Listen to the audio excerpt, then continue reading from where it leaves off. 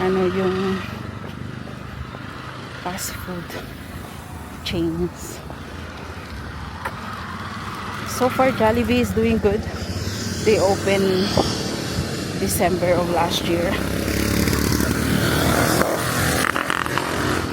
They were very busy in the beginning, but right now it's fine. They're not a full menu as of now.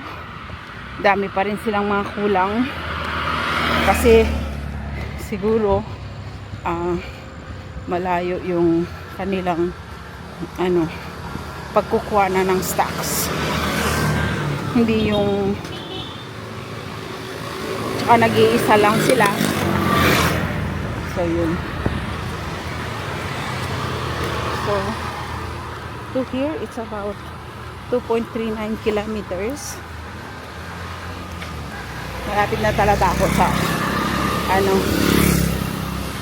doon sa may binibilhan namin ng vegetables sa may curb. Meron kami binibilhan dito ng mga mga gulay, prutas, gulay, yung mga pansahog, kamatis, onion, garlic, ginger, at iba pa na fair lang yung price. Kasi yung iba guys, pag alam nila foreigner,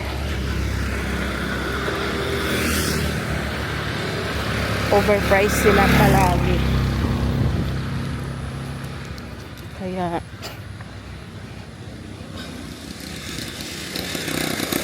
parang punta ka doon sa yung fair lang magpresyo, hindi yung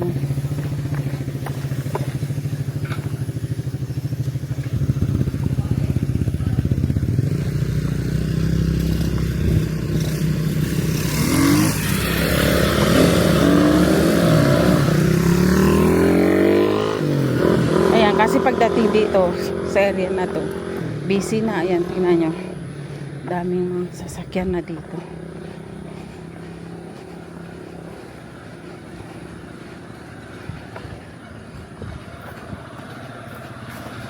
Kaya,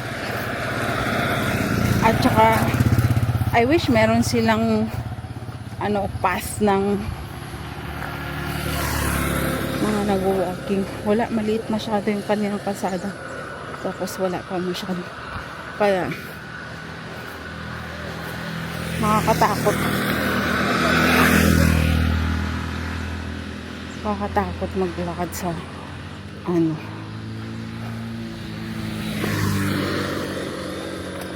makitid kasi yung kalsada.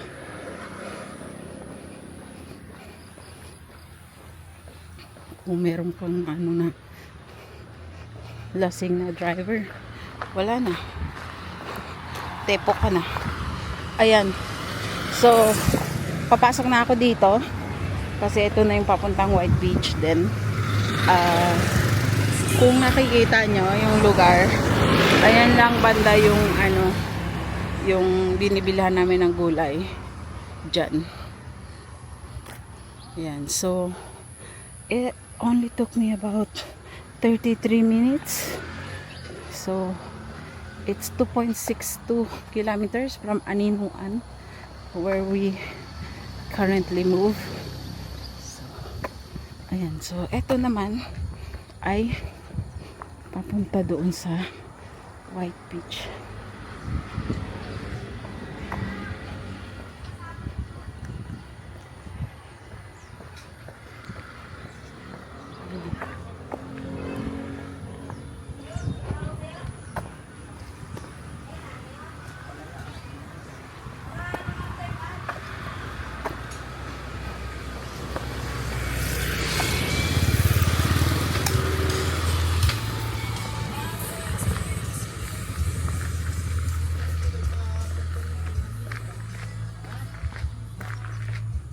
Star Resort.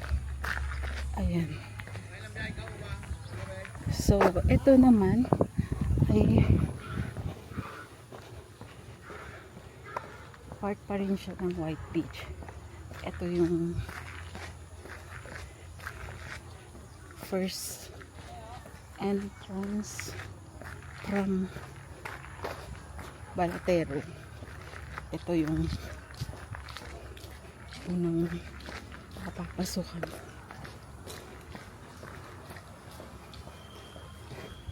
So ayun lang guys, papakita ko sa inyo mamaya ng konti yung White Beach. Doon naman ako maglakad. Sorry naman. Ayan guys, ngayon ito naman yung White Beach. Ayan, yung pinaka popular na beach sa Puerto Galera.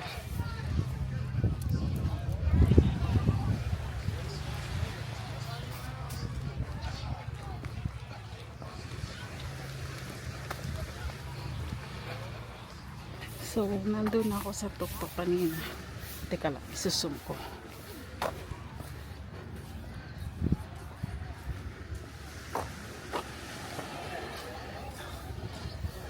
Ayan, kita na yung bahay na yan.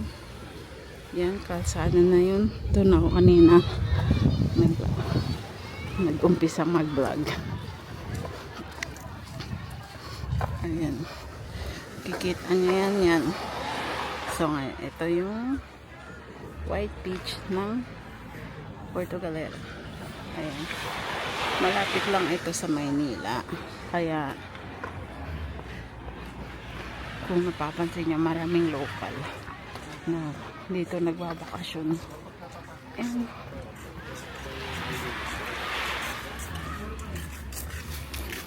ang foreigner.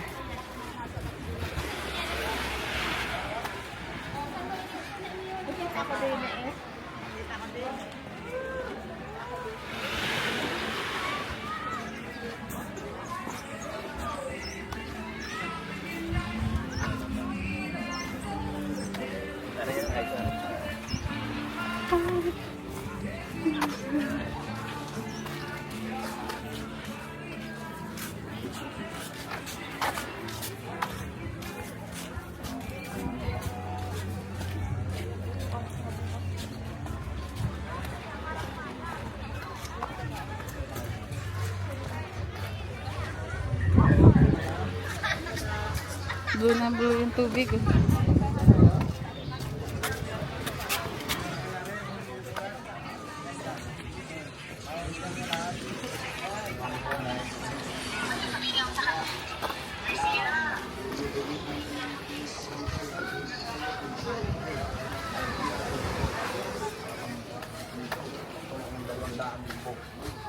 Sabihin na yun ay savings nyo na, yung labas na yung nakabili dun sa pagkain.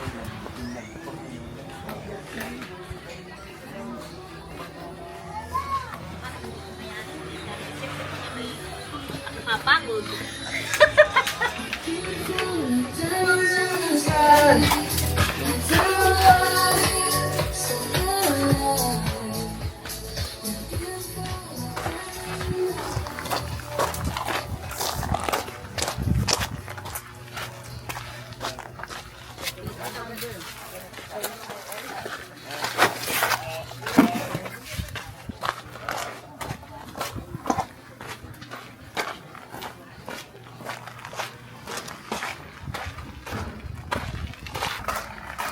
Ayan.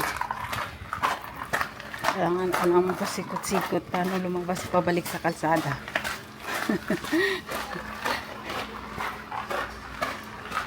Sa kitid ng daanan.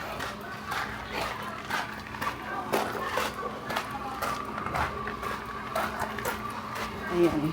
So dati, pag pumupunta kami dito, maliligo, galing kami Santo Niño, papark lang kami dyan. May isang residence dyan na pwede kang mag-park. Charge sila ng 30 pesos. All day na yun. Yan. Tapos, dito ka na. Papasok.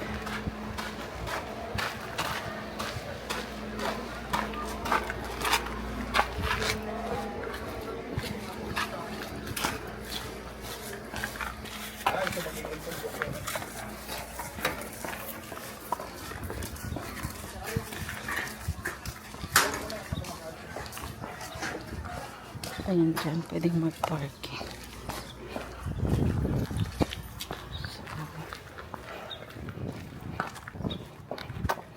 Balik na ako sa apartment namin. Sa daan ulit ako dadaan. Pati na naman dumaan sa my beach, kaso lang may area doon ang lalaki ng bato. May nakakatakot. Kung may kasama ka, okay lang. Kasi pag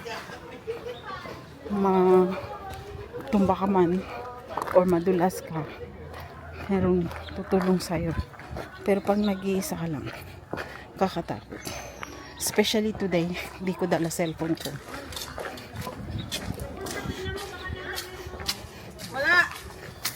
Nagdala lang ako ng camera.